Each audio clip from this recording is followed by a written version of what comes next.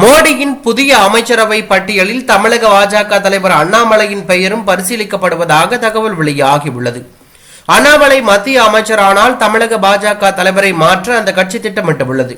பாஜகவில் ஒருவருக்கு ஒரு பதவி என்ற விதி இருப்பதால் மத்திய அமைச்சர் பதவியிலிருந்து கொண்டு மாநில தலைவர் பொறுப்பில் தொடர வாய்ப்பு குறைவாகும்.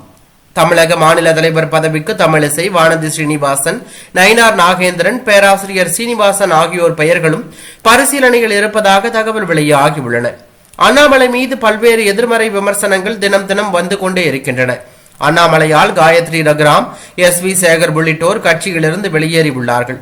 அண்ணாமலை யாரையும் வளர விட மாட்டார் என அந்த கட்சி நிர்வாகிகளே பகிரங்க குற்றச்சாட்டை முன்வைத்து வரும் வேளையில் மோடியின் புதிய அமைச்சரவை பட்டியலில் தமிழக பாஜக தலைவர் அண்ணாமலையின் பெயரும் பரிசீலிக்கப்படுவதாக தகவல் வெளியாகி பரபரப்பை ஏற்படுத்தியுள்ளது.